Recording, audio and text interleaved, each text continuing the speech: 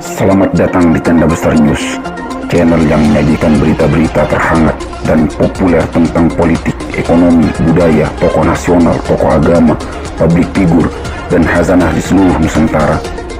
Mari anak bangsa berkolaborasi membangun negeri.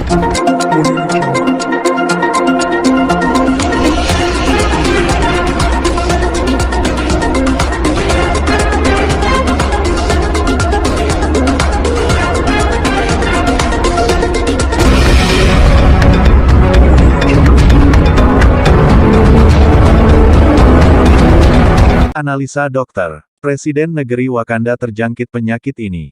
Mengerikan. Tenda Besar, Opini, analisis jitu dari Dr. Tifa tentang kejiwaan Presiden Wakanda yang diduga mengidap simptom skizofrenia. Jok, 11.000 rupiah triliun di kantong itu di mana? Sudah perang dunia 3 depan mata, masih saja jadi misteri, ini kebohongan super dahsyat lobor. Kebohongan yang diyakini sebagai kebenaran, dalam istilah psikiatri adalah waham, atau halusinasi. Orang yang memiliki simptom waham, tendensi tegak diagnosis skizofrenia, penyakit jiwa yang boleh dikata paling tinggi derajatnya dan tak mungkin disembuhkan. Orang yang melakukan kebohongan, lalu meyakini kebohongan sebagai kebenaran, dalam istilah psikiatri, adalah tanda dan gejala penyakit jiwa parah atau psikosis. Lalu ketika seorang psikosis tersebut mengingkari kebohongannya sendiri, maka dia naik kelas menjadi psikopat. Psikopat jarang menjadi orang baik. Psikopat itu biasanya jadi penjahat, yang masih berfungsi sebagai manusia. Nah, di sini biasanya perdebatan tentang diagnosis dimulai, dan menjadi ruangan seorang untuk menghindari jeratan hukum. Kalau psikiater menegakkan diagnosis dia sebagai penderita skizofrenia, dia bisa bebas dari hukuman. Semengerikan apapun kejahatan yang dilakukan. Kalau psikiater menegakkan diagnosis dia sebagai psikopat, nah dia bisa dihukum.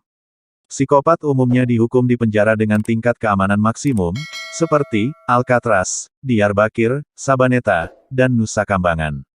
Dua-duanya, baik skizofrenia maupun psikopat, hampir mustahil sembuh, karena ada DNA dalam sel-sel otaknya yang memang memprogram penderitanya.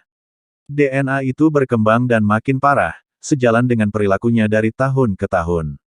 Misalnya seperti bohong sederhana, berhasil meyakinkan orang, dan dia dapat keuntungan, ya dia akan bikin kebohongan yang makin lama makin canggih, makin lama sel-sel otak makin rusak, dan makin rusak.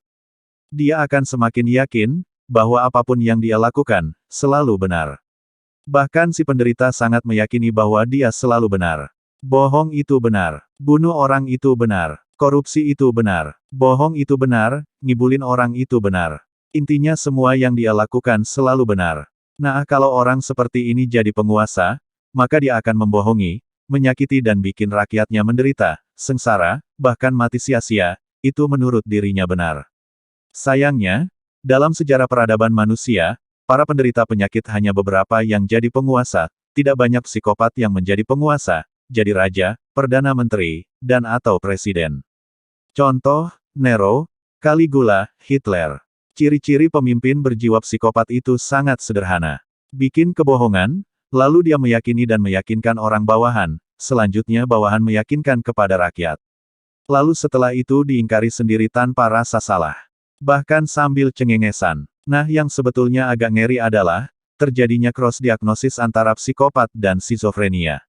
Artinya, sembari dia yakin bahwa kebohongannya itu benar, dia juga berhalusinasi atas kebohongannya. Misalnya dia berbohong kalau sedang bikin ibu kota, padahal sebenarnya itu cuma kamuflase ngeruk duit rakyat dari hutang kemana-mana. Lalu sambil berhalusinasi bahwa dia lagi benar-benar bikin ibu kota. Sementara puluhan proyek triliunan lainnya mangkrak begitu saja tanpa dia merasa bersalah. Tulisan ini hanyalah sebatas analisis yang belum tentu terbukti kebenarannya. Oleh karenanya cukup dijadikan referensi ilmu pengetahuan sebagai pengayaan wawasan dan khazanah pengetahuan. Sumber, Grup Tolak Reuni 212. Demikian berita yang dapat disampaikan. Jangan lupa bantu channel ini dengan cara subscribe, like, dan tekan tombol loncengnya serta share ke media sosial lainnya jika video ini dianggap bermanfaat. Terima kasih.